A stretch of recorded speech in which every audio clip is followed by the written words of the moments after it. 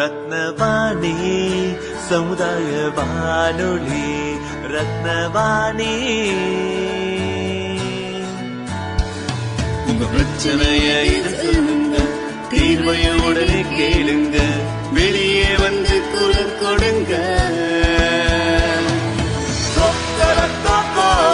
இது மக்களுக்கான சேவை. அற்புத தெரிஞ்சுக்கோ, கோவை தமிழில் சொல்றோம், புரிஞ்சுக்கோ. ரத்னவாணி சமுதாய வானொலி. ரத்னவாணி. ரத்னவாணி 90.8 சமுதாய வானொலி ஒலிபரப்பு கோவை ஈச்சனாரி ரத்தினம் கல்லூரி வளாகத்தில் இருந்து ஒலிபரப்பாகிறது.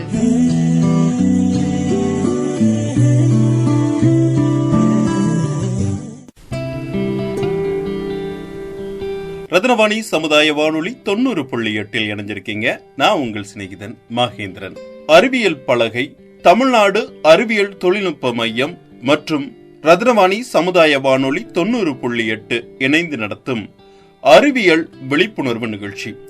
இந்த அறிவியல் விழிப்புணர்வு நிகழ்ச்சியில் நம் வாழ்வில் அன்றாடம் நமக்கு பயன் தரக்கூடிய அறிவியல் தகவல்களை நாம நிறைய தெரிஞ்சுக்க போறோம். அந்த வகையில நம்ம நிகழ்ச்சியில இன்னைக்கு பருவ காலங்களில் ஏற்படும் நோய்களும் அதை தடுப்பதற்கான வழிமுறைகள் பத்தி நம்ம கூட பேசுறதுக்காக நிகழ்ச்சியில இணைஞ்சிருக்கிறாங்க ரத்தினம் கலை மற்றும் அறிவியல் கல்லூரியின் நுண் உயிரியல் துறை தலைவர் பேராசிரியர் டாக்டர் சீனிவாசன் அவர்கள். ரத்னவாணி சமுதாய வானொலி நேயர்கள் அனைவருக்கும் வணக்கம். அறிவியல் பலகை, விக்யான் பிரசார், ரத்னவாணி 90.8 சமுதாய வானொலி இணைந்து நடத்தும் அறிவியல் விழிப்புணர்வு நிகழ்ச்சிக்கு உங்களை அனைவரையும் வரவேற்கிறேன். நான் முனைவர் போ ஸ்ரீனிவாசன், நுண் உயிரியல் துறை தலைவர், ரத்னம் கலை மற்றும் அறிவியல் கல்லூரி. இன்றைக்கி இந்த பதிவில் நான் உங்ககிட்ட பகிர்ந்துக்க விரும்பக்கூடிய விஷயம் என்னென்னா, தினசரி வாழ்வியலில் நாம் கடைபிடிக்க வேண்டிய பழக்க வழக்கங்களும் அதை சார்ந்த நம்மளுடைய ஆரோக்கியத்திற்கான வழிவகைகளும் என்னென்ன அப்படின்ட்டு. இதை சார்ந்த விஷயத்தை பற்றி பேசும்பொழுது காலநிலைகள் அப்படிங்கிறதும் ஒரு முக்கியமான, அதாவது சீசனல் வேரியேஷன் அப்படிங்கிறதும் ஒரு முக்கியமான பங்கு வாழ்க்கையில் எல்லா உயிரினங்களினுடைய வாழ்க்கையிலையும் ஒரு பங்கு வகிக்குது. அப்படி பார்க்க போனால் இப்போ நான் பேசிகிட்டு இருக்கக்கூடிய இந்த நேரத்தில் நிலவக்கூடிய கிளைமேட்டிக் கண்டிஷன், அதாவது சீசன் அப்படிங்கிறது பார்த்திங்கன்னா வெப்பமயமான ஒரு சூழ்நிலை. சம்மர் தொடங்கிடுச்சு. சம்மரில் ஒரு 2 நாள் முன்னாடி கூட செய்திகளில் 100 தொட்டது வெப்பநிலை, 100 ஃபாரன்ஹீட் 11 மாவட்டத்தில் பதிவாயிருந்தது அப்படிங்கிறதெல்லாம் போட்டிருந்தாங்க. இனியும் போக போக கத்திரி வெயில், சித்திரை மாதம் தொடங்கியாச்சு அப்படின்னா கத்திரி வெயில் அதிகரிச்சுட்டே இருக்கும். நம்ம அதுக்கு தகுந்தாற் போல் சீசனுக்கு தகுந்தாற் போல் நம்மளுடைய உணவு பழக்க வழக்கங்களையும் நம்மளுடைய தினசரி வாழ்வியல் முறைகளையும் பின்பற்றுவது ஒரு முக்கியமான விஷயம். அதை நிறைய பேர் பண்ணுறதில்ல, அதை நான் மறந்துடுறோம். சிலர் அதை பற்றி கண்டுக்கிறதே இல்லை. இதனால் ஏற்படக்கூடிய விளைவுகள் பக்க விளைவுகள் அப்படிங்கிறது நாள்பட்ட பக்க விளைவுகளாக இருக்கிறதன் காரணமாக நோய்களினுடைய எண்ணிக்கை அதிகமாக இருக்குது. பொதுவாக நோய் அப்படின்னா நமக்கு எல்லாருக்கும் தெரிஞ்சது தொற்று நோய்கள் தான். ஆனால் கடந்த சில வருடங்கள் இல்லை, கடந்த ஒரு 20 வருடங்களாகவே பார்த்திங்க அப்படின்னா தொற்று நோய்களை விட வாழ்வியல் சார்ந்த, அதாவது லைஃப் ஸ்டைல் டிசீசஸ் அப்படின்னு சொல்லுவாங்க, வாழ்வியல் சார்ந்த நோய்கள் தான் அதிகமாக சமுதாயத்தில் பரவி வருது. காரணம் என்னென்னா, நம்ம வாழ்வியல் முறைகளை நம்ம அங்கீகரிக்காமையே அதை தொலைத்து விட்டது தான், அதை பின்பற்றாமல் இருப்பது தான். உதாரணத்துக்கு சொல்லப்போனால், நம்ம மனித உடம்பில் பார்த்திங்கன்னா அனைத்து உயிர்களுமே பார்த்திங்கன்னா பல்லுயிரிகள் அப்படின்னு சொல்லுவாங்க. பல்லுயிரிகள் அப்படிங்கிறது நம்மெல்லாம் தான், பல வகையான செல்கள் எல்லாம் சேர்ந்து ஒரு உருவான ஒரு உயிர். இதில் இருக்கக்கூடிய அத்துணை செல்களும் பார்த்திங்கன்னா சிர்காடியன் ரிதம் என்று சொல்லக்கூடிய வாழ்வியல் சுழற்சி, ஒவ்வொரு செல்லுக்கும் ஒரு காலநிலை சுழற்சி இருக்குது. அதுக்கு ஒரு தனிப்பட்ட வாழ்க்கை சுழற்சி நேரம் இருக்குது. அந்த நேரத்துக்குள்ளே தான் அது செயல்படணும் அப்படிங்கிற ஒரு பயாலாஜிக்கல் டிமாண்ட் அப்படின்னு சொல்லக்கூடிய பயாலாஜிக்கல் கட்டுப்பாடுங்கிறது இருக்குது. ஒரு கிளாக், பயாலாஜிக்கல் கிளாக் அப்படிங்கிறது இருக்குது. அதெல்லாம் சேர்ந்து ஒருங்கிணைஞ்சு செயல்படும் போது தான் நம்முடைய ஒரு மனிதம், அதாவது நம்முடைய உடல் அப்படின்னு சொல்லி ஒரு விஷயம் இயங்குது. இந்த சிர்காடியன் ரிதம் எப்போ கரெக்டாக இருக்கும், இந்த நிலையானது சுழற்சியானது எப்போ கரெக்டாக இருக்கும் அப்படின்னு பார்த்தீங்கன்னா, வாழ்வியல் முறையை கரெக்டாக, தினசரி வாழ்வியல் முறையை கரெக்டாக பின்பற்றுறதன் மூலிமா, சரியாக பின்பற்றுதல் மூலிமா இருக்கும். முதல்ல ஆரம்பிக்க வேண்டியது தூக்கம். இன்றைக்கி தூக்கம்னாலே பல பேர்த்துக்கு நான் தூங்குறதே இல்லை அப்படின்னு சொல்கிறது ஒரு பெருமைக்குரிய விஷயமா இருக்குது. தூங்குவது இல்லை என்று கூறுவதில் பெருமை என்று நினைத்தோமே ஆனால் உடலினுடைய வியாதியும் வாழ்நாளினுடைய நிலையும் குறைகிறது என்பதில் நினைத்து சந்தோஷமும் பட வேண்டும்.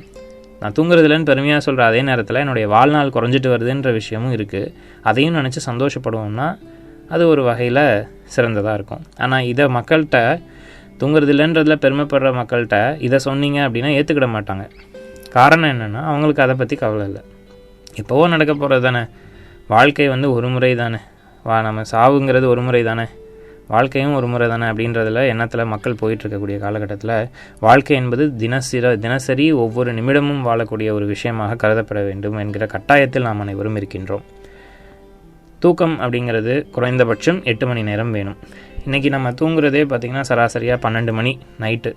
நம்ம நைட்டு 12 மணிங்கிறோம், ஆக்சுவலாக அது விடிய காத்தால் 12 மணி அப்படின்னு சொல்லணும். ஒரு நாள் துவங்கக்கூடிய வேலையிலே தான் நம்ம அனைவருமே அதாவது பெரும்பான்மையான மக்கள் அனைவருமே தூங்க செல்கின்றனர்.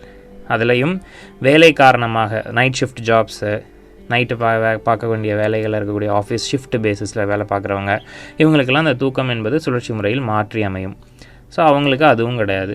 தூங்கக்கூடிய நிலைமையில் இருக்கக்கூடிய இளைஞர்கள், இளைஞிகள், குழந்தைகளுமே பார்த்திங்கன்னா இன்றைக்கி பல வகையான டெக்னாலஜினால் அதில் டைமை வேஸ்ட் பண்ணிவிட்டு நைட்டை சரியாக தூங்குறது கிடையாது. அதாவது நேரத்துக்கு தூங்குவது என்பது இல்லை.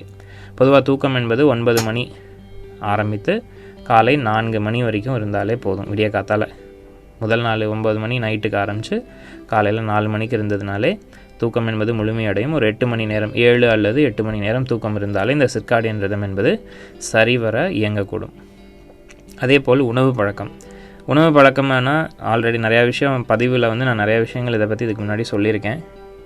எண்ணெய் சார்ந்த உணவுகள், பொரித்த உணவுகள், ஜங்க் ஃபுட்ஸ் என்று சொல்லக்கூடிய துரித உணவுகள், இந்த மாதிரி கேக்கு, பிஸ்கெட், இந்த மாதிரி பல வகையான உணவுகள் இன்றைக்கி கிடைச்ச உடனே வாங்கி சாப்பிடணும். உணவுன்னு நினச்ச உடனே கையில் கிடச்சிடணும் அப்படிங்க இருக்கக்கூடிய அனைத்து உணவுகளுமே, கடையில் சந்தைப்படுத்தப்பட்டுள்ள அனைத்து ப்ராசஸ்டு ஃபுட்ஸ் என்று சொல்லக்கூடிய உணவுகள் அனைத்துமே உடம்புக்கு கெடுதியானவை தான்.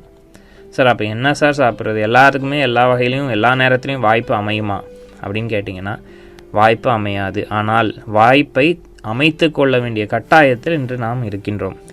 முக்கியமாக ரொம்ப குறிப்பிடத்தக்க வகையில் இளைஞர்கள் இதை பின்பற்றணும், குழந்தைகள் பின்பற்ற வேண்டும். நாம் என்ன சாப்பிட்றோம் அப்படிங்கிறது நம்மளுடைய கண்ட்ரோலில் இருக்கணும். கிடைச்சதெல்லாம் சாப்பிடக்கூடாது, பார்க்குறதெல்லாம் சாப்பிடக்கூடாது. தேவையானவற்றை உண்ண வேண்டும், தேவையானவற்றை காலநிலைக்கு ஏற்றாற் போல் உண்ண வேண்டும். உதாரணத்துக்கு உச்சி வெயில் அடிக்குங்க, மதியம் 12 மணி உச்சி வெயில் மண்டையை பொழக்குது அப்படின்னு சொல்லுவாங்க. போய் சூடாக காஃபி குடிக்கிறது, டீ குடிக்கிறது இல்லையா, ஒரு பிளேட் சிக்கன் பிரியாணி அப்படியே வாங்கி சாப்பிட்றது. எனக்கு பிரியாணி பிடிக்கும், சாப்பிட்லாம், தப்பு இல்லை. ஆனால் ஒவ்வொருவருடைய உடலினுடைய நிலை, தட்ப வெப்பநிலைக்கு ஏற்றாற் போல் அந்த உணவை உட்கொள்ள வேண்டும். சாப்பிட்டுட்டு அடுத்த ஒரு 1 மணி நேரத்தில் திருப்பி சாப்பிட்றது. ஒரு உணவு உண்ட பின்பு குறைந்தபட்சம் 4 மணி நேரம் இடைவெளியானது கொடுக்க வேண்டும் அந்த உணவு செரிமானமாகிறதுக்கு. எந்த வகையான உணவாக இருந்தாலும் சரி. நான் ஒரு ஃப்ரூட் சாலட் மட்டும் சாப்பிட்டேன் காலையில், உடனே எனக்கு பசிக்குது. அதாவது கலோரிகள் கம்மியாக உள்ள, கலோரிகள்னால் அந்த இருக்கக்கூடிய எனர்ஜி வேல்யூன்னு சொல்லுவாங்க, ஒரு உணவினுடைய கலோரி வேல்யூ. அந்த கலோரி வேல்யூ கம்மியாக உள்ள, குறைவாக உள்ள ஒரு உணவை உட்கொள்ளும் பொழுது அந்த உணவுக்கு உடனே பசிக்கும். அப்போ 1 மணி நேரம் 1.5 மணி நேரத்தில் திரும்பவும் ஒரு அளவான ஒரு உணவு எடுத்துக்கலாம், சிற்றுண்டின்னு சொல்லுவாங்க, அதை எடுத்துக்கலாம்.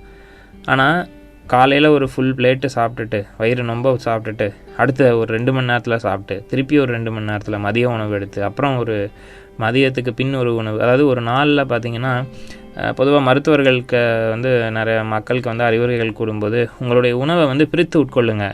ஒரு 3 வேளை அப்படின்னு முழுசாக கட்டாதீங்க, அதுக்கு பதிலாக 6 வேளை சாப்பிடுங்க, கொஞ்சம் கொஞ்சமாக சாப்பிடுங்கள் என்று நிறைய மருத்துவர்கள் அறிவுரைகள் கூறுவார்கள்.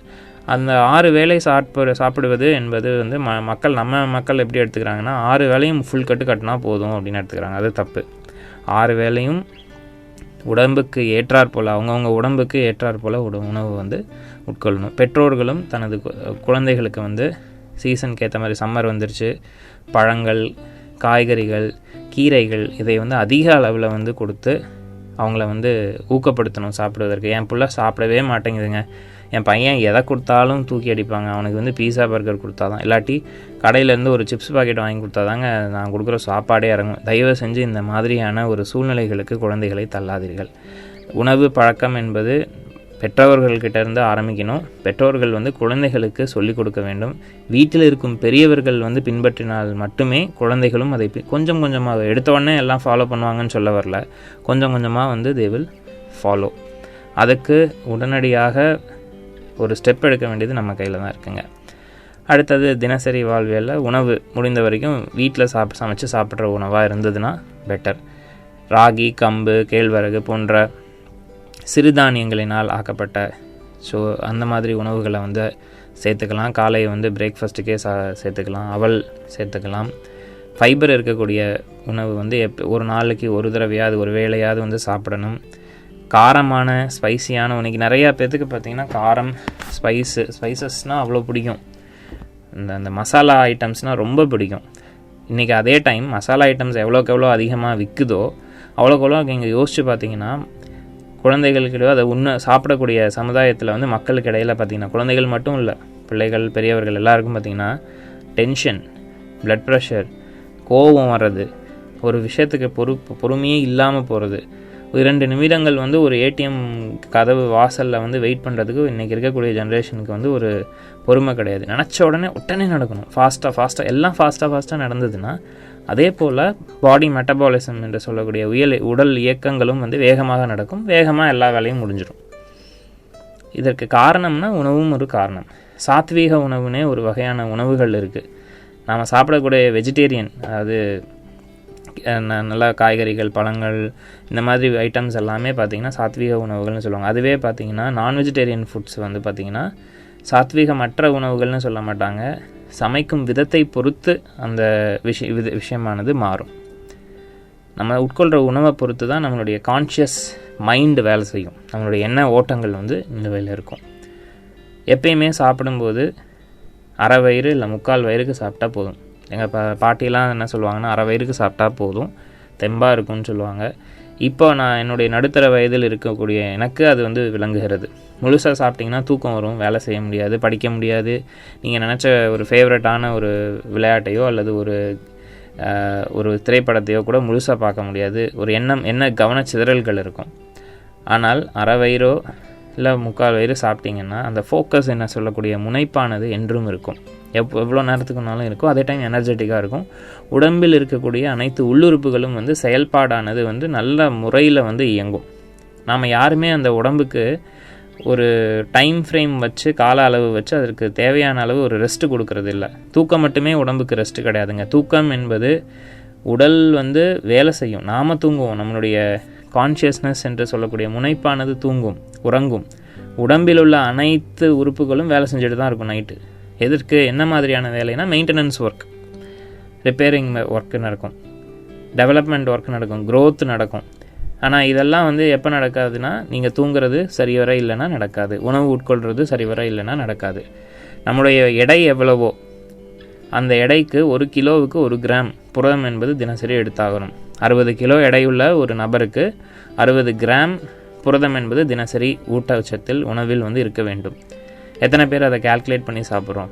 இல்லை, கிடைச்சதெல்லாம் வேலை போட்டுருவோம். பசி நிற்கணும் அந்த நேரத்துக்கு. டீ, காஃபி, கூல்ட்ரிங்க்ஸ் என்று சொல்லக்கூடிய குளிர்பானங்கள் அனைத்தும் சர்க்கரை ஊட்டப்பட்டது. அறுசுவை உணவு என்பதை தினமும் நாம் எடுத்துக்கொள்ள வேண்டும். அறுசுவை உணவுலாம் எங்கே சார் இப்போ கிடைக்கிது? ஆர்டர் பண்ணால் ஸ்விக்கியில் என்ன வருதோ அதுதான் சாப்பிடுவோம். வீட்டில் ஏதாவது ஒன்று தான் சமைப்பாங்க. சில பேரண்ட்ஸ் அதை கூட சமைக்கிறது இல்லை இப்போல்லாம். இட் இஸ் வந்து பேச்சுக்காக சொல்லுங்க, இது நிலுவையில் இருக்கக்கூடிய விஷயம். ஒரு வீட்டில் அப்பா வேலைக்கு போகிறார், அம்மா வேலைக்கு போகிறாங்க, பெரிய பொண்ணு காலேஜுக்கு போகிறாங்க, சின்ன பையன் ஸ்கூலுக்கு போகிறான். யாருமே சமைக்கிறது இல்லை. கிச்சன் இருக்குது, எல்லாமே இருக்குது. காலையில் அப்பா வந்து பிரேக்ஃபாஸ்ட் ஆர்டர் பண்ணிட்டு போயிடுறாரு. 8 o'clock டெலிவரி ஆகிடுது. சாப்பிட்டுடுறாங்க. அப்புறம் எல்லாம் கிளம்பி ஸ்கூல் காலேஜுக்குன்னு போயிடுறாங்க. ஆஃப்டர்நூன் டெலிவரி வந்துடுது. டின்னர் பையனும் பொண்ணும் சேர்ந்து ஆர்டர் பண்ணுறாங்க. டின்னர் வீட்டுக்கு வந்துடுது, சாப்பிட்றாங்க. இப்படிப்பட்ட வாழ்க்கை தான் போயிட்டுருக்கு. நன்றாக புரிந்து கொள்ளுங்கள், உணவகங்களில் தயாரிக்கப்படும் உணவுகள் அனைத்துமே நான் வந்து கெட்டதுன்னு சொல்ல வரலை. வீட்டில் தயார் செய்யக்கூடிய உணவுகள் நமக்கு ஏற்றாற்போல், நம்ம வீட்டில் உள்ள நபர்களுக்கு ஏற்றாற்போல் எல்லா வகையிலையும் நல்லபடியாக நாம் சமைப்போம். ஆனால் உணவகங்களில் தயாராகும் உணவானது சமுதாயத்தில் உள்ள அனைவருக்கும் ஏற்றாற்போல் இருக்கும். அது நமக்கு தனிப்பட்ட முறையில் நமக்கு ஒத்து வருமா அப்படிங்கிறத நாம் யோசிச்சுக்கணும். தினசரி அதை உட்கொண்டே இருந்தால் 3 வேளையும் டெய்லியும் வாரத்தில் 24/7 நம்ம சாப்பிட்டோன்னா கண்டிப்பாக உடலினுடைய இயக்கமானது பாதிக்கப்படும். 3வதாக நம்முடைய காலநிலைக்கு ஏற்றாற்போல் உடை அணிவது. இன்றைக்கி ஜீன் பயன்பாடு அப்படின்ற சொல்லக்கூடிய ஜீன்ஸ் இருக்குது. வேட்டி கட்டுறதுங்கிறது ஒரு பெரிய ஃபேஷனாக ஆகிட்டு ஒரு நாள் மட்டும் கட்டிட்டு பந்தாவுக்கு பொங்கல் அன்னைக்கு கட்டுறது, இல்லைனா வேட்டி நாள் அன்னைக்கு கட்டுறது அப்படிங்கிறது இளைஞர்களுக்கு இருக்குது. பெண்கள் அப்படின்னு சொல்லிங்கன்னா இப்போ புடவை கட்ட தெரியாதுங்க. நான் ஒரு பேராசிரியராக இருக்கிறனால சொல்கிறேன். நிறையா பிள்ளைகளுக்கு பார்த்திங்கன்னா, பெண் பிள்ளைகளுக்கு எனக்கு ஒரு ஃபெஸ்டிவலுக்கு புடவை கட்டிட்டு வாங்கம்மா அப்படின்னா, புடவை என்பது கட்ட தெரியாது சார் அப்படின்னு சொல்லுவாங்க. அதை ஒரு பெருமையாக வேறு சொல்கிறாங்க. எதெல்லாம் நமக்கு தெரியாதோ அதை ஒரு சோஷியல் ஸ்டிக்மா என்று சொல்லக்கூடிய அளவுக்கு ஒரு பெருமை மிக்க விஷயமாக மாற்றிட்டோம். அதில் ஒரு பெருமையும் கிடையாது. பாரம்பரியமான உடையை அணிவதில் நாம் முனைப்பாக இருக்க வேண்டும். காலநிலைக்கு ஏற்றாற்போல் அணிய வேண்டும். உடலுக்கு இறுக்கமான துணிகளை போடக்கூடாது.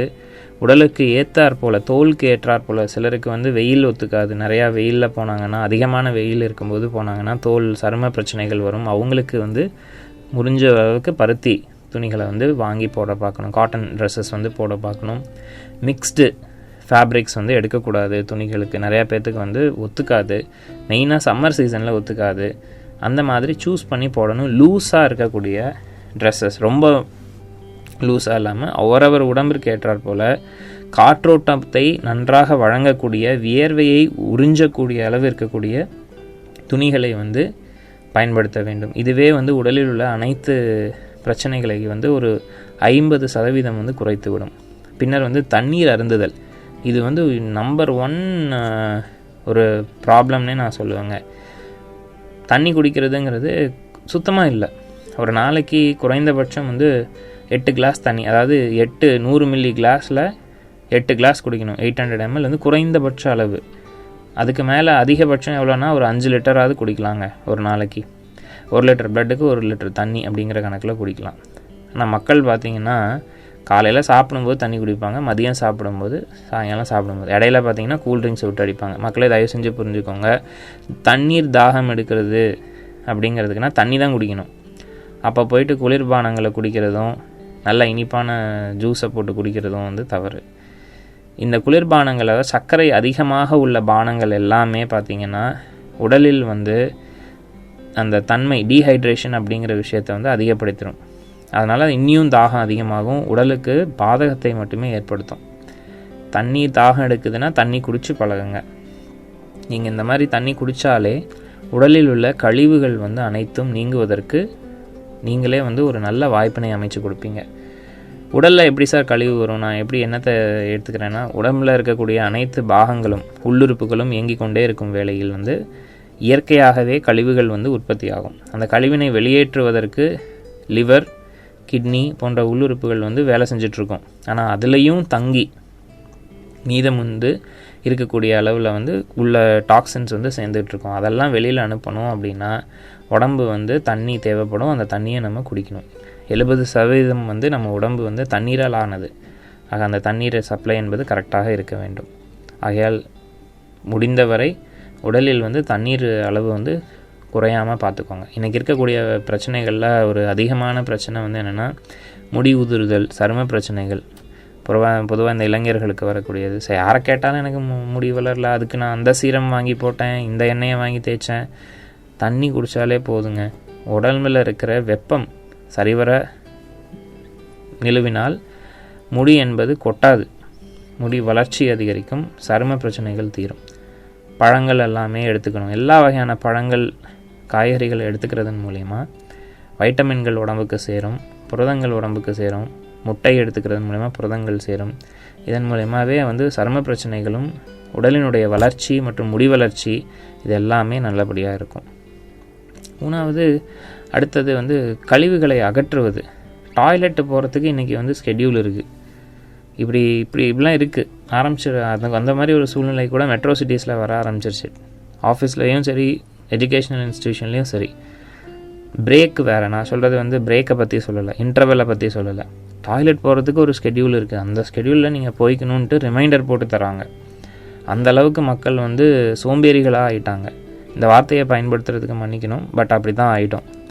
நம்மளுடைய உடல் கழிவுகளை இயற்கை கால், நேச்சர்ஸ் கால் அப்படின்னு சொல்லுவாங்க, அப்போ போய் கழிச்சிட்டு வரத்துக்கு கூட வந்து இன்றைக்கி மக்கள் வந்து தயங்குறாங்க. அதை வந்து ஒரு பெருசாக எடுத்துக்கிறது இல்லை. இது எல்லாமே பாதிப்பை தான் ஏற்படுத்தும்.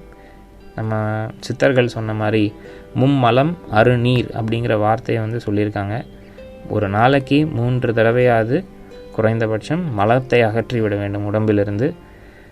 6 தடவையாவது சிறுநீர் என்பதை கழித்து விட வேண்டும் குறைந்தபட்சம். ஆனால் நம்ம வந்து இன்றைக்கி மோஷன் அப்படிங்கிறதே வந்து ஒரு கழித்தல் அப்படிங்கிறதே சின்ன வயசுலேருந்து பெரியவங்க வரைக்கும் ரொம்ப பெரிய ப்ராப்ளம். மலம் கழித்தல் என்பது விடிய காத்தால் எழுந்த உடனே நடக்கக்கூடிய ஒரு விஷயம், முழுவதுமாக கழித்து விட வேண்டும். அதை வச்சு ஈவினிங்கு போய்க்கலாம், அவங்கவுங்களுக்கு ஒரு டைம் இருக்குது. அப்படி அது உடம்பை வந்து ட்ரெயின் பண்ணணும். எல்லார் உடம்புக்கு ஏற்ற மாதிரி ஒரு டைமுக்கு போகக்கூடாது. காலையில் பிஃபோர் பிரேக்ஃபாஸ்ட் வந்து மலத்தை வந்து முழுவதுமாக உடம்பிலிருந்து அகற்றுவதற்கு பழக்கிக்கொள்ள வேண்டும். சிறுநீர் கழித்தல் என்பது தண்ணீர் குடிக்கும் பொழுது தன்னிச்சையாக சிறுநீர் என்பது கழித்தல் என்பது நடக்கும். அது வரும்போது போக வேண்டும். மிக முக்கியமான பெண்களுக்கு வந்து இருக்கின்ற இடத்தில், வேலை பார்க்குற இடத்தில் அல்லது படிக்கக்கூடிய இடத்தில், வெளியே செல்லக்கூடிய இடத்தில் வந்து சரிவர வந்து கழிப்பிடங்கள் இல்லாமல் இருக்கலாம். அந்த மாதிரி இருக்கக்கூடிய நேரத்தில் வந்து மேனேஜ் பண்ண கற்றுக்கணும். அதுக்காக மேனேஜ் பண்ணுகிறதுங்கிறது வந்து போகாமல் இருத்தல் இல்லை, முடிந்தவரை அதற்கு முதல் ப்ரையாரிட்டி கொடுத்து போயிட்டு அதுக்கப்புறம் அடுத்த வேலையை பார்க்கணும். தேக்கி வைக்க பெண்களுக்கு வந்து, பெண்கள் மட்டுமில்லை ஆண்களுக்குமே வந்து பிரச்சனை தான். அடுத்தபடியாக நம்ம வாழ்வியல் முறைகளில் பார்த்திங்கன்னா குடும்பமாக வாழ்தல், இது வந்து வாழ்வியல் முறையாகவே வந்து நம்ம சொல்ல வேண்டிய கட்டாயத்தில் இருக்கும், நிர்பந்தத்தில் இருக்கும். இன்றைக்கி இருக்கிற சூழ்நிலையில் வந்து சோஷியல் மீடியாவில் எல்லாருமே இன்டகிரேட்டடாக இருக்கும். இப்போ நான் அவங்க கூட பேசிகிட்டு இருக்கக்கூடிய இந்த வானொலியில் கூட எல்லோரும் ஒருங்கிணைஞ்சு தான் பேசி டிஸ்கஸ் பண்ணி கேட்டுட்ருக்கோம். ஆக்சுவல் ஃபேமிலி, உண்மையான ரியாலிட்டியில் நிஜத்தில் இருக்கக்கூடிய குடும்பத்தையும் குடும்ப நபர்களையும் நாம் நேசிக்கவும் பாசம் காட்டவும் அவர்களுடன் நேரத்தை செலவழிக்கவும் பேசுவதையும் பகிர்வதையும் விட்டுடுறோம். சார், இதுக்கும் வந்து தினசரி வாழ்வியல் முறைக்கும் சீசனுக்கும் என்ன சார் சம்மந்தம் இருக்குது? கண்டிப்பாக இருக்குது. காலநிலைகளுக்கு ஏற்ப உடம்பில் உள்ள எண்ணங்கள் மாறுபடும். இது எல்லாருக்குமே நடக்கக்கூடிய ஒரு விஷயந்தான். குடும்பமாக வாழ்தல் என்பது ஏதோ ஒரு வீட்டில் எல்லோரும் சேர்ந்து இருக்கோம், ரிலேஷன்ஷிப்ஸோடு இருக்கோம் அப்படிங்கிறது மட்டும் கிடையாது. அவரவர் மனதில் ஏற்படக்கூடிய ஐயங்களை, சந்தேகங்களை, அவரவர் மனதில் ஏற்படக்கூடிய பிரச்சனைகளை, அவரவர் வாழ்க்கையில் சந்தித்த சவால்களை பகிர்ந்து கொண்டு அதிலிருந்து ஒரு விஷயத்தை புதிய ஒரு விஷயத்தை வந்து எடுத்து அடுத்த நிலைக்கு செல்வதற்கான ஒரு தளமாக அதை பார்க்கலாம். குடும்பமாக வாழ்கிறதுக்கான அர்த்தமே அதுதான். ஒருத்தருக்கு ஒருத்தர் வந்து சப்போர்ட்டாக, ஒருத்தருக்கு ஒருத்தர் வந்து என்கரேஜிங்காக, ஒருத்தருக்கு ஒருத்தர் நம்பிக்கை ஊட்டுற விதத்தில் வாழக்கூடிய விஷயம். இன்றைக்கி இருக்கிற இளைஞர்கள் முக்கால்வாசி பேர் அதை பண்ணுறதில்லைங்க. இது அப்பட்டமான உண்மை. பெற்றவங்க கிட்டேயும் தனக்கு மனக்குமுறல்கள் இருக்குது, மனதில் ஏற்படக்கூடிய மாற்றங்கள், உடலில் ஏற்படக்கூடிய மாற்றங்கள் பேச மாட்டாங்க. சோஷியல் மீடியாவில் இதையெல்லாம் பகிர்ந்துக்குவாங்க. சோஷியல் மீடியாவில் இருக்கக்கூடிய நபர்கள், வர்ச்சுவல் ஃப்ரெண்ட்ஸ் என்று சொல்லக்கூடிய ஆன்லைன் ஃப்ரெண்ட்ஸ் வந்து யாருன்னே தெரியாதவங்க. மேபி உங்கள் காலேஜில், ஸ்கூல்ஸில், ஒர்க்கிங் பிளேஸில் ஃப்ரெண்ட்ஸாக இருக்கலாம்.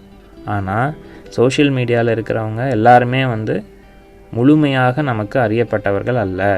குடும்ப நபர்கள் நமக்கு முழுமையாக பரிச்சயமானவர்கள், நம்பிக்கைக்குரியவர்கள். அவர்களிடத்தில் தான் ஃபஸ்ட்டு வந்து எல்லா விஷயத்தையும் பகிர்ந்துக்கணும். சோஷியல் மீடியாவில் இல்லை.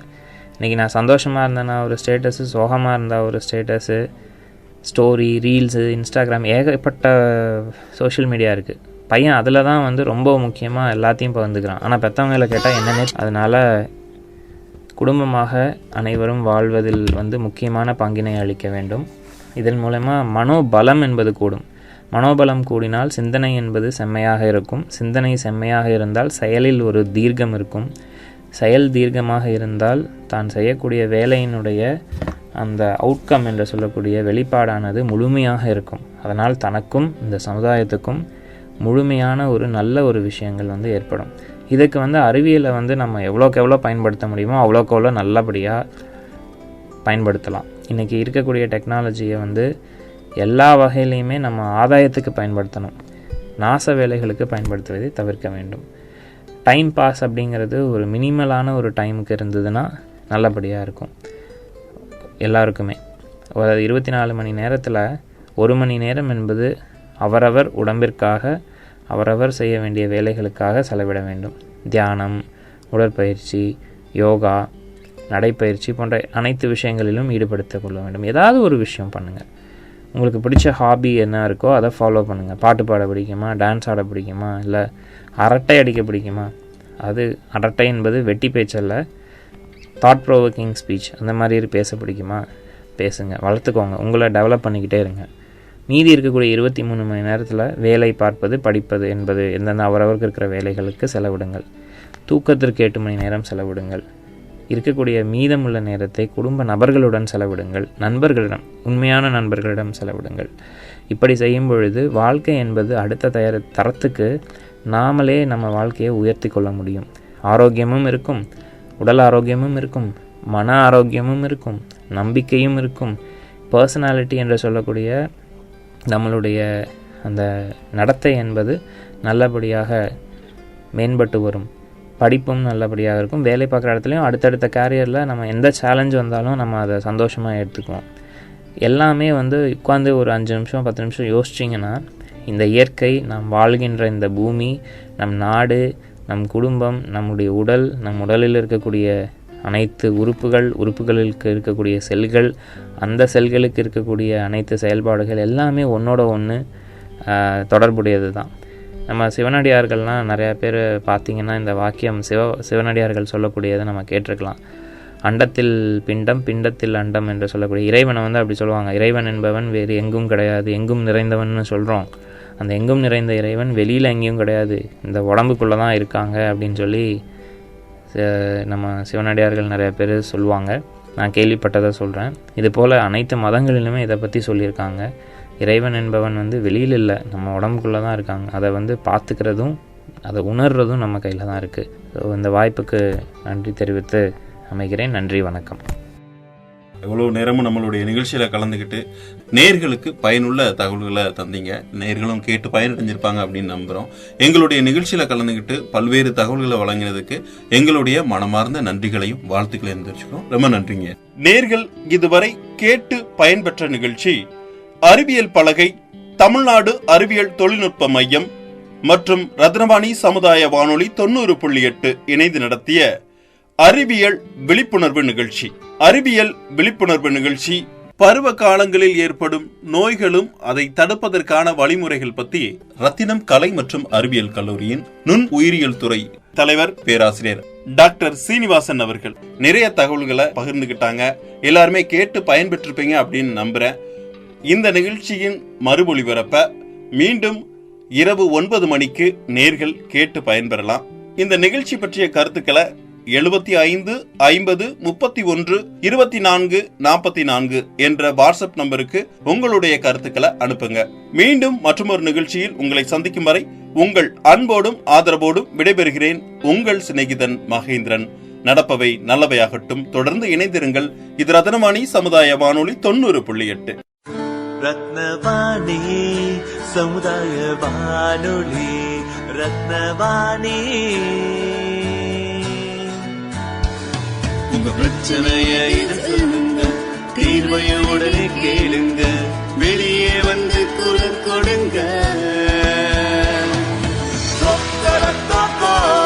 இது மக்களுக்கான சேவை. அற்புத தெரிஞ்சுக்கோ, கோவை தமிழில் சொல்றோம், புரிஞ்சுக்கோ. ரத்னவாணி சமுதாய வானொலி, ரத்னவாணி. ரத்னவாணி 90.8 சமுதாய வானொலி ஒலிபரப்பு கோவை ஈச்சனாரி ரத்தினம் கல்லூரி வளாகத்தில் இருந்து ஒலிபரப்பாகிறது.